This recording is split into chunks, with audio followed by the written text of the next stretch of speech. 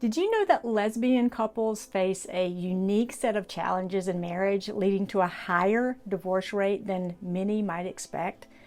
Why do you think this is? We know that the divorce rate for lesbians is higher than it is for gay men, and it's expected to be higher than heterosexual couples in the U.S.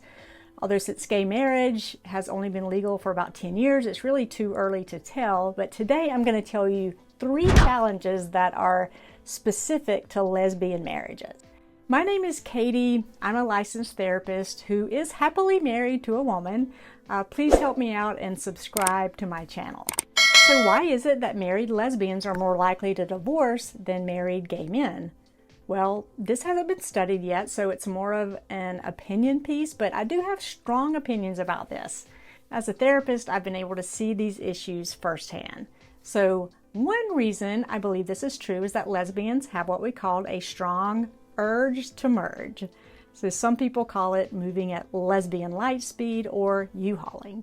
And it's a term used in the LGBTQ community to describe how some lesbian couples move in together or get married quickly after meeting.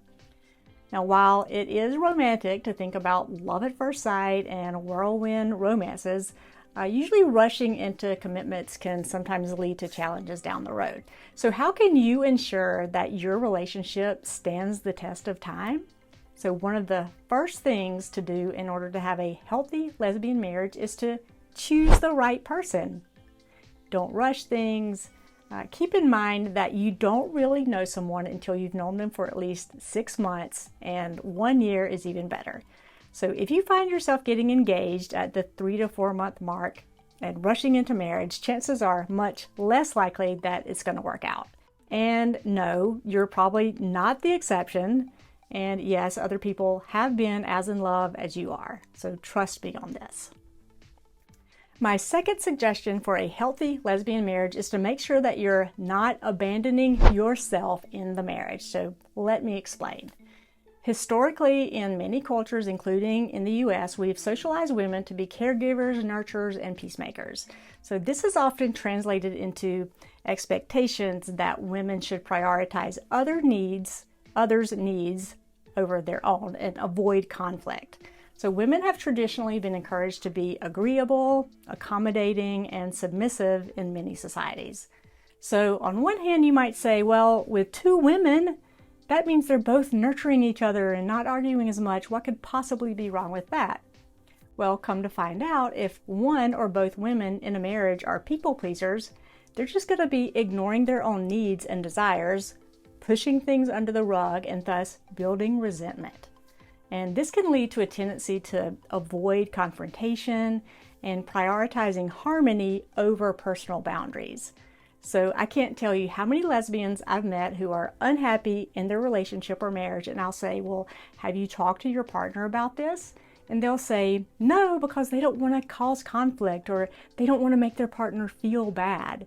Have learned how to assert themselves to get their own needs met and be okay with the other person sacrificing something for them. So women, learn to be okay with saying what you need for yourself, and don't be afraid to talk about anything and everything with your partner. Don't let these resentments build over time. And this brings me to number 3, which is don't rely on your partner for your happiness. Have you noticed that in heterosexual relationships, a woman might have a girls' night out or a weekend away with her girlfriends where she leaves her husband and kids and goes to hang out with her girlfriends? And the guy will do the same with his friends. But in stereotypical lesbian relationships, there's a lot of enmeshment.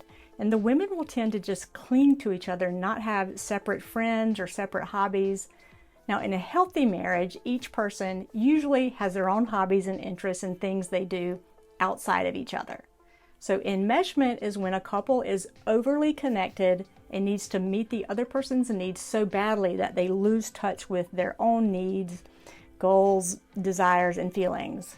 So ladies, just work on yourself and choose to be your own person in your marriage. And allow your partner to be their own person too, with their own goals and their own desires. Now, I could go on and on about how to have a healthy marriage, and most of the tips are the same ones that we use for all couples. But these three things are the things I've noticed are specific struggles with lesbian relationships. Now, it is very possible to have a healthy and long-lasting lesbian marriage, but it does take some work and some insight.